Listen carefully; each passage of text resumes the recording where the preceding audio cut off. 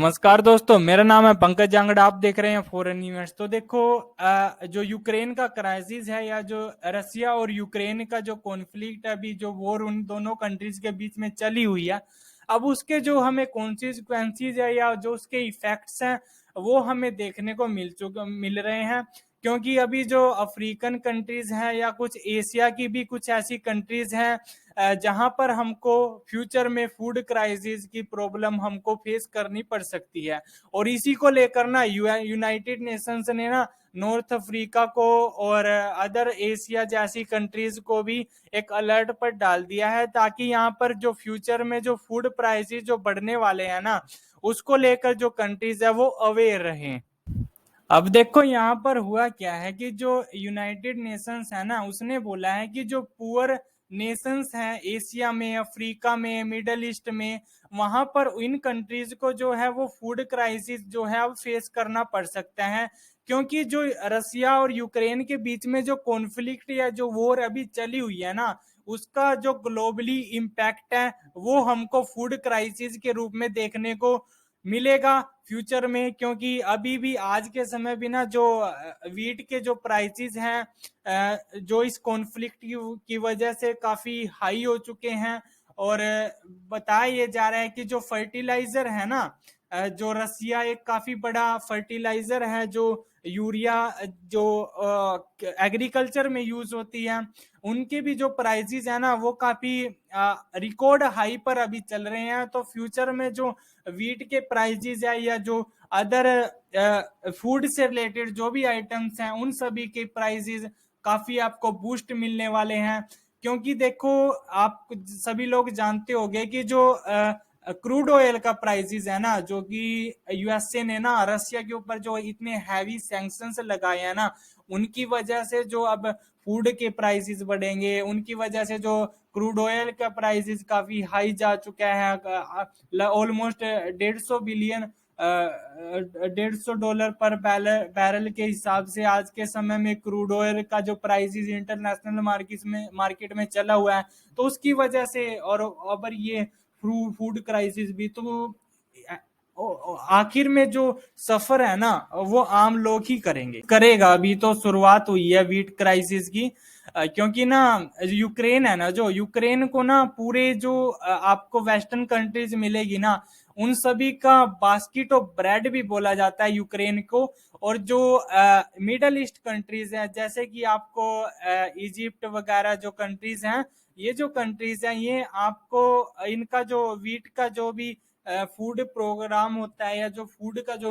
Import होता है वो रसिया से होता है, यूक्रेन से होता है, और इंडिया से तो थर्ड लेवल पर ही होता है। लेकिन उन इंडिया से पहले ये रसिया से और यूक्रेन से जो इनका वीट है ना उसको एक्सपोर्ट करते हैं। अब देखो, रीजन में काफी इंस्टेबिलिटी भी बढ़ने वाली है। और आप सभी लोगों को याद होगा कि इंडिया ने ना अफगानिस्तान के अंदर किस तरह के हालात, जो तालिबान ने कैप्चर किया था अफगानिस्तान को, उसकी वजह से तो अफगानिस्तान के हालात बने थे ना, तो उनको देखते हुए इंडिया ने पाकिस्तान के थ्रू एक हेल्प की, एक एड की रूप में इंडिया ने अपना वीट भेजा था तालिबान को, कह रहा मैं अफगानिस्तान को, अफगानिस्तान के लोगों को। लेकिन अब सिचुएशन काफी उल्टी हो चुकी है और इंटरनेशनली काफी वीट के जो प्राइसेस है वो काफी बढ़ रहे हैं, जिसकी वजह से इवेंचुअली बहुत लोग सफर करने वाले हैं मिडल ईस्ट में। और इवन जो पुअर कंट्रीज एशिया के अंदर भी आपको अफगानिस्तान, इवन पाकिस्तान जैसी कंट्रीज भी, जी हाँ पाकिस्तान जैसी कंट्री, क्योंकि अभी रिपोर्ट्स ये आ रही थी कि जो पाकिस्तान है ना उसके पास भी जो उनके जो डोमेस्टिक प्रोडक्शन है ना वीट का, वो उनका कंट्रीज का को भी पूरा नहीं कर पाई, इतना उसका उनका प्रोडक्शन नहीं हुआ। तो इसी वजह से पाकिस्तान भी जो है ना आज के समय में वीट को एक्सपोर्ट करने की सोच रहा है। अब देखो, ये सब रीजंस तो अपनी जगह है, लेकिन लास्ट में ना जो वीट क्राइसिस है ना उसके जो कॉन्सिक्वेंसेस है ना वो सब आम लोगों को ही भुगतने पड़ेंगे। यहाँ पर ना सबसे अजीब बात ये हो जाती है कि जो एक प्रोग्राम चला हुआ है इंटरनेशनल यूएन की तरफ से,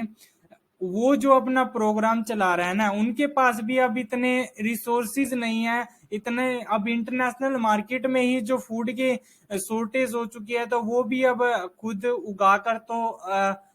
उन इन कंट्रीज को सप्लाई नहीं कर सकते। लेकिन इनका एक प्रोग्राम ऑलरेडी जो लेबनान है वहां पर चला हुआ, यमन का जो गृह युद्ध है वहां पर इनका फूड ऑर्गेनाइजेशन का एक प्रोग्राम चला हुआ है, जिससे वहां पर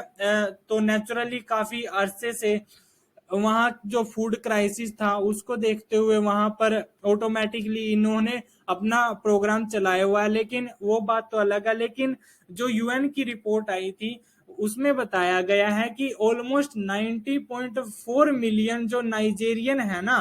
वो अब फेस करने वाले हैं फूड क्राइसिस को अगस्त के मंथ में। और ये जो वार्निंग आई है ना, ये काफी मतलब कि आपको मैं बता नहीं सकता कि इसका इम्पैक्ट ग्राउंड लेवल पर क्या होने वाला है। ग्राउंड लेवल पर जो आम लोग रहते हैं उनके ऊपर इसका क्या इफेक्ट होने वाले हैं, आप इस बात को इमेजिन भी नहीं कर सकते। अब देखो ये जो कंट्रीज है ना, आपको यहाँ पर नाइजर दिख रहा होगा, प्लेटो, ये सब जो अफ्रीकन कंट्रीज के कुछ रीजन है वहां पर जो फूड क्राइसिस है ना उसको लेकर यहाँ पर बात की गई है। अब ये जो रिपोर्ट आई है ना इसमें फाइनली ये बात कर रहे हैं नॉर्थ ईस्ट स्टेट की, और यहाँ पर ये वो और कसीमा जैसी कंट्रीज के बारे में, या इनकी जो नॉर्थ सेंट्रल स्टेट है बेनू, नाइजर, यहाँ पर काफी फूड क्राइसिस इनको फेस करना पड़ सकता है। तो अब देखो अभी ही जो पूरा वर्ल्ड है ये अब कोविड-19 पेंडेमिक से अभी उबरा ही है, और उसकी कोविड-19 पेंडेमिक की वजह से अनएम्प्लॉयमेंट भी काफी बढ़ी है, जिसकी वजह से इनकम भी लोगों की काफी कम हुई है। और इनकम भी कम हुई है तो लोगों के पास काफी लोग